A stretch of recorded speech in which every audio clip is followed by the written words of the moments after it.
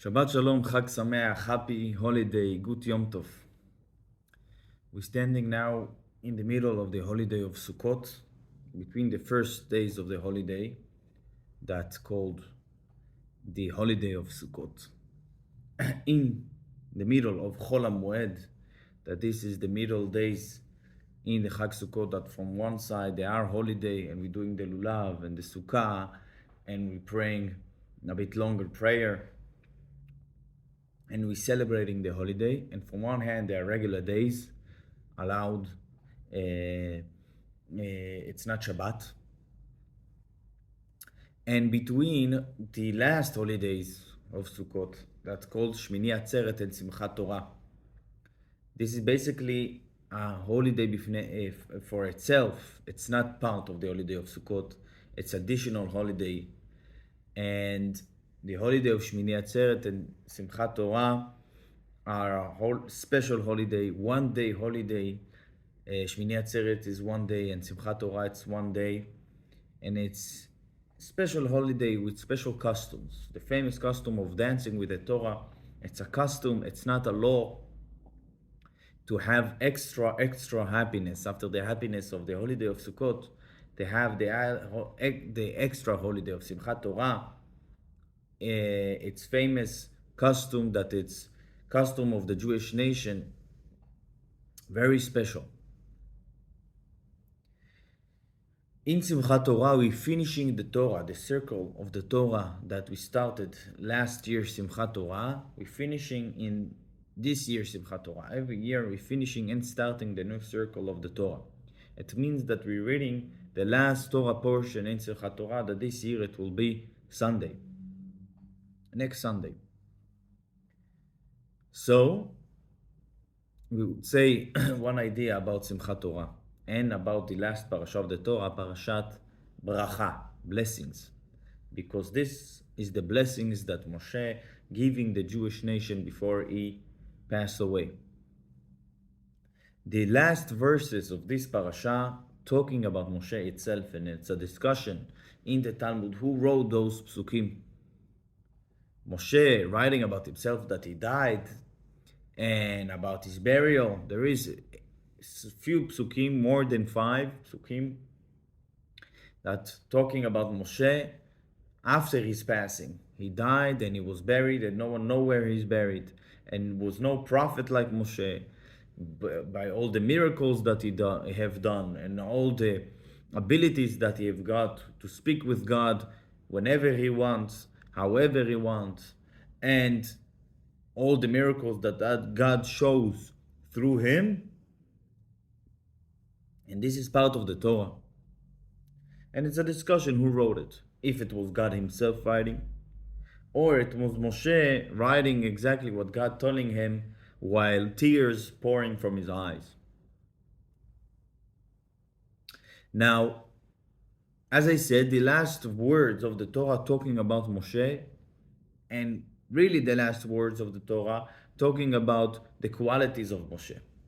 And the last quality that the Torah is saying about Moshe is that he was the person that his heart told him to do the right thing. What the heart told him to do? To throw the 2 tablets when the Jewish people sin in the sin of the egel, of the golden calf. Moshe had the strength to throw the 2 tablets and to break them in front of the eyes of all the Jewish nation. Now the question is very simple, and it's divided to 2 parts. First of all, this is one of the greatest things that Moshe have done. To throw the tablets when the Jewish people sinned in the golden calf. Second question, we finishing now the Torah, the 5 books of Moses, the instruction of the Jewish nation how to have done. And we know that the Torah, it's a holy book and it's the foundation book of the nation. This is the way to finish the Torah, to tell about the story that Moshe throwing the Torah, the tablets, that this is the core, the heart of the Torah. This is the way to finish the Torah. It's customary in all the books of Torah to finish in a good way. Or every book is finished in a good way. Even in, not only in Torah itself, also in the oral Torah. The books of oral Torah always finishing in a good way. Why this is the way the Torah chose to finish the 5 books of Moses, the Torah?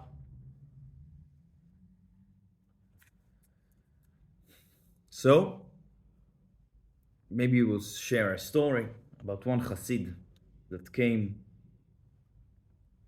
to his Rebbe, to the 5th Rebbe of Chabad. And he had some difficulty in his life, and he cried. And he asked, please. And the Rebbe told him, I cannot help you. I cannot help you. I cannot give you a blessing. And he went outside of the Rebbe's room, and he cried and cried because the Rebbe was his last hope. And the Rebbe said, no, so what can I do? So he cried and cried. The Rebbe, the 5th Rebbe, had a brother, and the brother went inside to the Rebbe and told him, listen, this Chassid crying, he cannot stop crying outside the room. You cannot give him a blessing. So the Rebbe said, please call him back. They called him back, and he gave him a blessing. What is the meaning of this? So he explained, the Rebbe explained, this Chassid was not able to receive no blessing in his situation. He was not a vessel. And it's not going to work. Only when you told me that he pouring his heart out, meaning he understood that something is not right, something is not how it's supposed to be, and maybe I did something wrong and I am not deserving a blessing, then he become a vessel to receive the blessing. And then I could call him back and to give him the blessings. So this is one thing that we can say first about the tablets. That Moshe, through the tablets, the heart of the Torah, the foundation of the Jewish nation, into the eyes, in front of the eyes of the Jewish people, that they will see how important they are to the Torah. What does that mean? There is a discussion in the Talmud, in the Midrash, who is earlier, the Torah or the nation, or the Jewish people? What does that mean, earlier? It means that the Torah, we know that it's 2,000 years earlier to the world. How come? How can a Torah can be earlier to the world? What does that mean? There was no time for the world. It means, of course, not in time, even though it's 2,000 years. It means in holiness, in its core, in its place, in God's realms. What is earlier? What is more important? So the Torah is more important 2,000 years. What is that 2,000 years? Doesn't matter right now. In Hebrew, Elef, 1,000, it's Elef. Elef, it's also learning.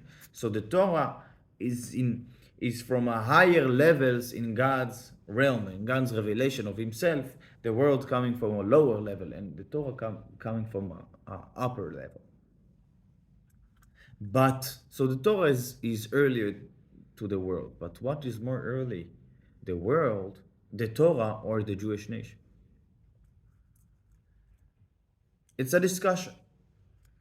And then the Midrash concludes that the Torah is talking to the people, to the nation. So it means that the nation is earlier, meaning they are more connected to the core of God than the Torah.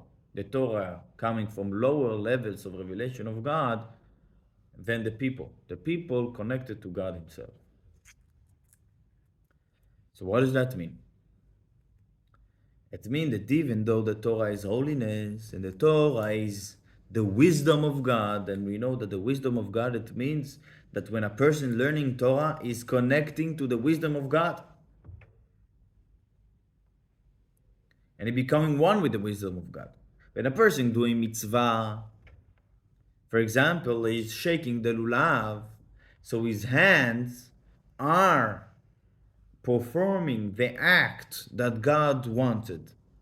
God wanted that those two hands will shake the lulav, and they're doing it.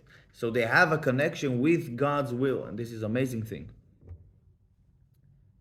This is what makes this act holy, the will of God that is executed by doing the mitzvah. When learning Torah, it's more great than doing mitzvah. Why? Because there is a wisdom of God, or the wisdom of the oral Torah, that this is part of the wisdom of God. And when a person understanding the wisdom of God, it's not like performing act that this is God's will. It's becoming one with God's wisdom. And wisdom is more maybe holy than will. And it's becoming one with you, one with the person, because it's entering his brains. So learning Torah is something very special. You're becoming one with God's wisdom, that this is infinite wisdom and holy wisdom. But this is very great levels of Torah. But the greatness of the Jewish people is higher, because the Jewish people themselves are one with God in their core. It's not revealed, but in their core they are greater. They are connected with not God's wisdom, with God Himself. The mitzvot is God's will, God's desire. The Torah is God's wisdom, God's intelligence. The Torah. And the Jewish people are connected with God Himself. So when Moshe going back from the mountain and hearing that the Jewish people are not deserving to receive the Torah, it's not that he's saying, they will not receive the Torah, they are not deserving, I will throw the Torah. Because why you need to throw the Torah? The Torah is higher than them. If they are not deserving to receive the Torah, you don't need to throw the Torah. Moshe choosing to throw the Torah not because the Jewish people didn't deserve the Torah. They are higher than the Torah. So Moshe needed to show that if the Jewish people sin, the Torah is not worth it. The Torah is not worth compared to the greatness of the Jewish people. All the purpose of the Torah is to reveal the greatness of the Jewish people. If the Jewish people sin and they are not vessels to receive the Torah, so no need the Torah. We need to start over. It's not from their side of their lowest, they are not deserving the Torah, I will not give them the Torah. Because if it would be like this, Moshe would not need to throw the two tablets into the ground. Moshe threw the tablets to show that the purpose of the Torah is to reveal the greatness of the Jewish people. Because the Jewish people themselves are higher than the Torah. They are connected to God Himself. The Torah is there to reveal their greatness. So if the Jewish people sin, it means that the Torah now they're not doing the Torah. So to show that the purpose of the Torah is to reveal the greatness of Jewish people, Moshe threw the tablets. And that's why the Torah is ending with this greatness of Moshe, that he did this act. Moshe was one with the Torah. The Torah is called Torat Moshe, the books of Moses, as we call it in English. That Moshe, that was his mission, life's mission, to give the Jewish people the Torah. Moshe said the Torah and taught the Torah for 40 years, and that was, as we say in the Tractat Avot, Moshe kibel Torah miSinai. Moshe received the Torah from God Himself, and he gave it to the Jewish nation. Moshe was standing in the Mount of Sinai, and he told the people the 10 Commandments. And Moshe and the Torah is one. But Moshe was the leader of the Jewish nation. So when he saw the Jewish people sin, he said the Jewish people deserve to receive the Torah. But they are now not vessels to perform it. They need to wake up. And I need to remind them of their greatness. It's not that Moshe told them, you're not worthy. Moshe told them, you're worthy. You are greater than the Torah. Wake up. So that's why Moshe threw the tablets. And this is the last letters of the Torah. The last words to show that the whole purpose of the Torah is the Jewish people. The Torah, when it's ending, it's talking about the Jewish people. And now we're coming again to the performance, to the celebration of Simchat Torah that we will celebrate in Sunday. In Simchat Torah, every Jew dancing with the Torah. The Torah is closed. The Torah is not open. And not only the great tzaddikim or the people that learning Torah all year dancing with the Torah. Everybody's dancing with the Torah. And the Torah is closed.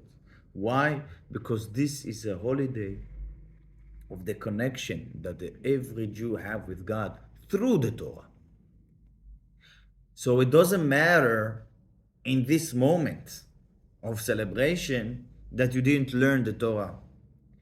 What's matter is that you are a Jew and you're performing and happy and happy with the Torah, with God Himself.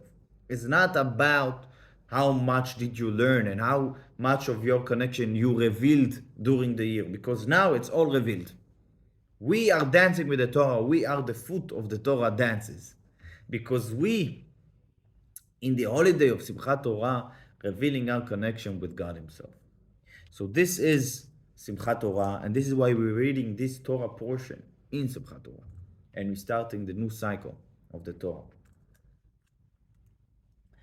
And it's also connected to Bereshit, because we will read also Bereshit in Sunday, so we will read it also on Shabbat after. Bereshit is about why the Torah was created and why the world was created. So Rashi is saying from the beginning, Bereshit, for the Torah, for the Jewish people, and for the Torah. The world was created for both of them, because they are before the world. As I said, the Torah is before the world, and the Jewish nation is before the world. So Rashi starts like this, also his commentary on the Chumash of Bereshit, of creation, to show us that this is all was for the reveal the Jewish nation's greatness through the Torah.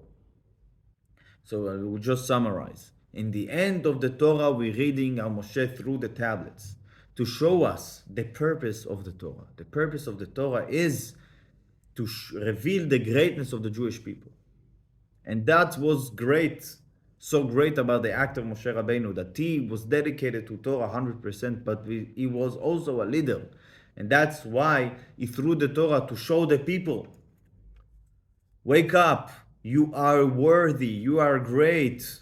It's not that you will not receive these tablets because you are bad. You will receive the tablets because you didn't reveal how great you are. And those holy tablets are for you to reveal your greatness that you already have. That's why the Jewish people carried the broken tablets with them all the time. Why they had new tablets after, the second tablet. Why did they need to take with them inside the Holy of Holies, inside the Ark? They took the broken tablets. Why? To show that the connection that the Jew have with God, it's above it all. Chag Sameach, Shabbat Shalom.